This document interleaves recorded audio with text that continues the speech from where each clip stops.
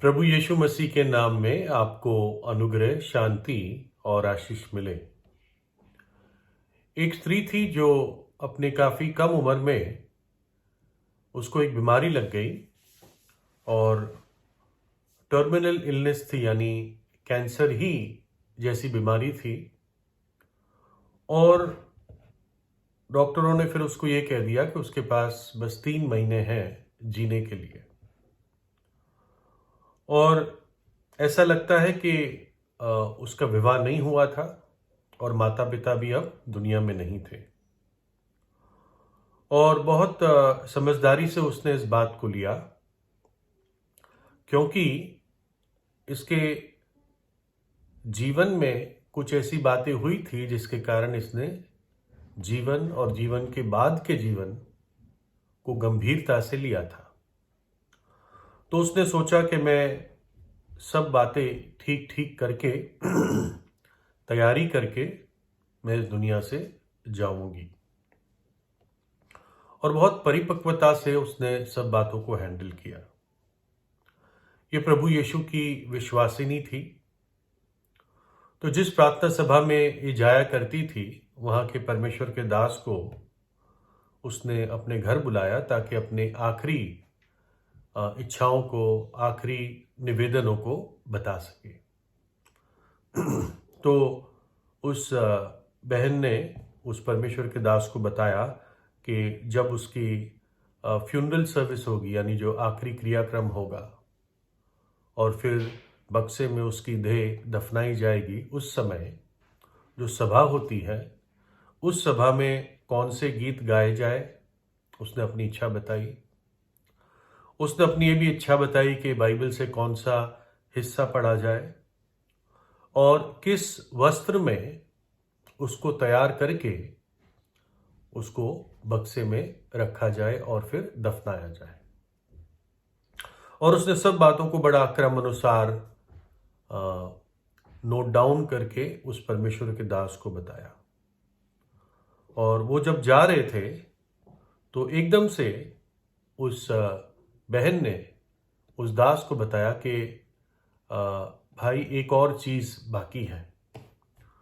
तो उस परमेश्वर के दास ने पूछा, और क्या चीज़ है? तो वो बहन बोली कि ये बहुत ज़रूरी है कि जब मेरी देह उस बक्से में लिटाई जाए तो मेरे हाथ में, दाहिने हाथ में, एक खाने का कांटा पकड़ाया जाए या किसी तरह रखा जाए कि इस तरह दिखे कि मेरे हाथ में, दाहिने हाथ में खाने का कांटा है। यानी जो चम्मच, छुरी और कांटा होता है जिससे ज़्यादातर पश्चिमी देशों में खाना खाते हैं, तो उसने कहा मेरे हाथ में कांटा होना चाहिए। और वो परमेश्वर का दास थोड़ा सा उलझन में आया कि ऐसी बात क्यों कह रही है। तो वो खुद बोली कि इससे आपको अचंभा लग रहा होगा। उसने कहा, हाँ, सच में मुझे अचंभा लग रहा है कि ऐसा किसी ने कभी पहले नहीं कहा मुझे। और मैं बता रहा हूँ, इससे पहले एक व्यक्तिगत अनुभव बता रहा हूँ कि जब मेरे घर कभी लोग आते थे, कभी कुछ भाई लोग आते थे और खाने पे आते थे, जब मैं बुलाता था, इनवाइट करता था, तो खाने के बाद कोई ना कोई डेजर्ट रखते थे, कोई स्वीट डिश रखते थे। कोई मिठाई, है ना, स्वीट डिश, सब समझते हैं स्वीट डिश। तो उस स्वीट डिश में कभी आइसक्रीम होता है या कभी कोई ऐसी रसमलाई या ऐसी चीज़ होती है जो हमारे देश में चलता है। तो मेरी इच्छा होती थी कि ये भाई जो आए हैं, जो बहुत मेरे से क्लोज है, वो इतना ना खाए कि वो स्वीट डिश खा ना पाए। लेकिन ये भी उनको कहना कि भाई कम खाओ, ये भी बुरा लगता। तो फिर भी मैं हिम्मत करके बता देता कि अभी तो स्वीट डिश भी है, आपको तैयार रहना है। तो कहने का मतलब है कि ज़्यादातर देशों में खाने के बाद एक डेजर्ट या स्वीट डिश आती है। तो वैसे ही ये जो बहन थी उस परमेश्वर के दास को समझाती है कि मेरी नानी ने मुझे ये कहानी बताई थी और ये कहानी मैं कई लोगों को भी आगे बताती हूं। तो उस नानी ने ये बताया था कि जब भी वो किसी सोशल फंक्शन में जाती थी जहां पर खाना होता था, बुफे होता था, और जब खाना पूरा हो जाता था तो फिर जो खाने की प्लेटें हैं उसको इकट्ठी की जाती थी ताकि धोने के काम में डाल दी जाए, किचन में धोने के लिए चली जाए। लेकिन कभी कभी क्या होता था, उस नानी ने बताया कि कोई आके मुझे चुपचाप से कह जाता था कि अपना कांटा संभाल के रखना। क्यों? क्योंकि कई बार इस खाने के बाद केक आता था और बड़ा केक होता था और कट कट के सबको छोटी छोटी प्लेट में मिलता था। तो अगर कांटा भी धोने डालने दे दिया तो फिर उस केक को हाथ से पकड़ के खाना पड़ता था। लेकिन जिनको अनुभव है उनको पता चलेगा कि एक अच्छा बना हुआ केक जिसपे अच्छा क्रीम होता है, तो उस केक को कांटे से खाना बहुत अच्छा पड़ता है। तो इसलिए ये एक बात उनके बीच में चलती थी, अगर कोई कहता था अपना कांटा संभाल के रखना, यानी कोई और अच्छी चीज लास्ट में आ रही है, आखिर में आ रही है। और इसलिए वो ये बात वो बहन करना चाहती थी, अपने हाथ में कांटा रखना चाहती थी, इस बात को प्रदर्शित करने के लिए कि एक और अच्छी चीज अब आने वाली है। मेरा ये जीवन तो पूरा हो गया, जल्दी ही हो गया, लेकिन एक और बेहतर चीज इसके बाद आने वाली है। और उस परमेश्वर के दास के आंख आंसू से भर गए और वो जानता था कि शायद ये आखिरी बार वो उस बहन से मिलेंगे, और फिर उनको अलविदा विश करके, क्योंकि कभी भी खबर आ सकती थी कि वो प्रभु में सो गई, यानी वो मर गई। इस बहन ने प्रभु यीशु मसीह को अपना व्यक्तिगत उद्धारकर्ता की तरह ग्रहण किया था।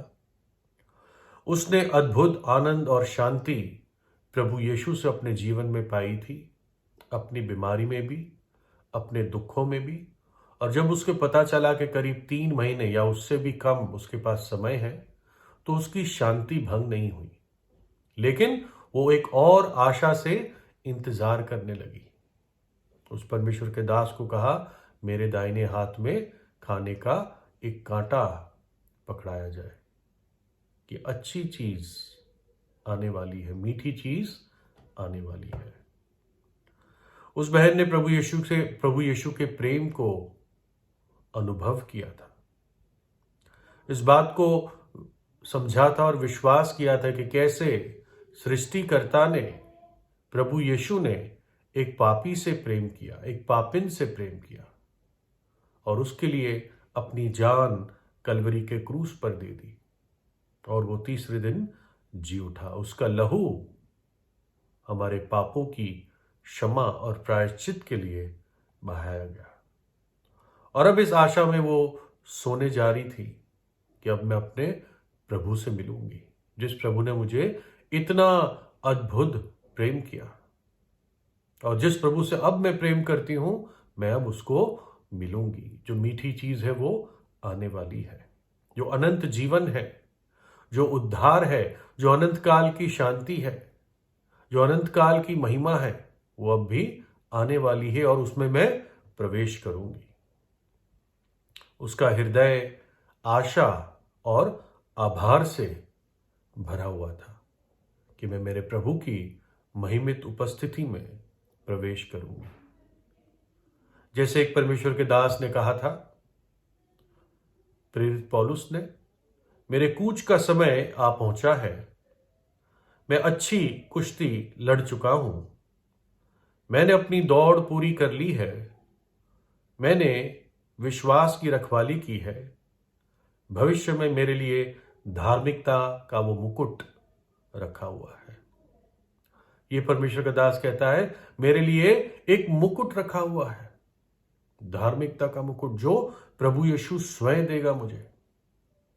वो बहन भी इसी आशा से जा रही थी कि जो अच्छी चीज है, जो सुंदर चीज है, जो सबसे बेहतर है, वो अभी आने वाला है। The best is yet to come. और उस दास ने सोचा कि इस बहन जिसके इतने वर्ष भी नहीं हुए, इसको कितनी अच्छी समझ है स्वर्ग की।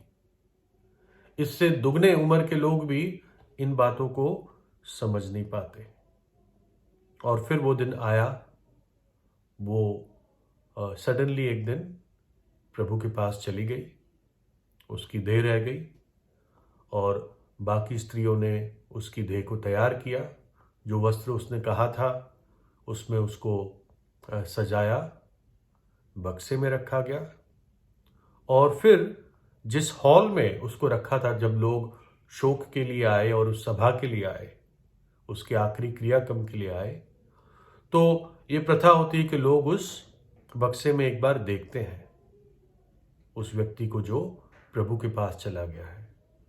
तो सबने देखा कि उसके हाथ में, दाहिने हाथ में कांटा है। और लोग आपस में फुसफुसा रहे थे, अरे हाथ में कांटा क्यों है, हाथ में खाने का कांटा क्यों है। तो कुछ जिन्होंने थोड़ी हिम्मत की, उन्होंने परमेश्वर के दास से पूछा कि इसके हाथ में कांटा क्यों है। तो बस उस दास ने मुस्कुराया और वो कुछ नहीं बोला। और फिर आखिर में उस परमेश्वर के दास ने एक छोटा सा संदेश दिया और उस संदेश में उसने उस भेद को प्रकट किया कि क्यों इसने हाथ में कांटा रखा था। क्योंकि बड़ी आशा में ये सो गई थी, बड़े विश्वास में ये सो गई थी, बड़ी उम्मीद से कि मैं अपने प्रभु से मिलूंगी। वो अंधकार में नहीं गई, परंतु उसने रोशनी में और जीवन में प्रवेश किया। वो चीज जो सबसे बेस्ट थी, बेहतर थी, अद्भुत थी, अब वो उसमें प्रवेश कर चुकी। और उस दास ने लोगों को कहा, अब आपको भी जब भी आप जब कांटा को देखेंगे खाने के समय, तो आपको ये बात याद आएगी कि जो सबसे बेहतर है वो अब भी आने वाला है। हमारे बहुत से मित्र होते हैं, कुछ के थोड़े मित्र होते हैं।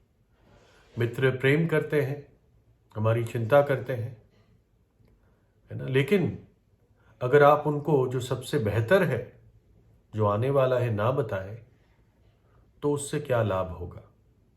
इसलिए मैं भी आपको बताता हूं कि अगर आपको जो बेहतर है उसका अनुभव करना है, तो आपको वास्तव में उसकी जो कंडीशन है वो पूरी करनी है। कंडीशन क्या है? मन फिराओ, पश्चाताप कर लो, क्योंकि परमेश्वर का राज्य निकट है। पापों में मरना भयानक चीज है, भयानक दंड है, भयानक नरक की आग है, थोड़े समय के लिए नहीं, हमेशा के लिए। इसलिए परमेश्वर ने हमारे लिए मार्ग बनाया है, वो क्रूस का मार्ग, जिस क्रूस पर उसने अपनी जान दे दी और अपना लहू बहा दिया, ताकि जब एक पापी विश्वास करता है तो यीशु का लहू हमें सब पापों से शुद्ध करता है। तो यदि आप भी विश्वास करेंगे प्रभु यीशु पर, तो आप भी कह पाएंगे मेरे हाथ में भी कांटा है, जो बेहतर है वो अब भी आने वाला है। इस संसार में बहुत सारी बुराइयां और दुख, संकट है, मृत्यु है, दर्द है, लेकिन जो आने वाला जीवन है, अनंत जीवन है, उस व्यक्ति के लिए जो प्रभु यीशु में सो जाता है, प्रभु यीशु के विश्वास में सो जाता है, वो ऐसा जीवन है जिसमें ना मृत्यु है, ना दुख है, ना दर्द है, ना श्राप है। परमेश्वर हर एक आंसू को आपकी आंखों से पोंछ देगा। प्रभु यीशु आपको आशीष दे।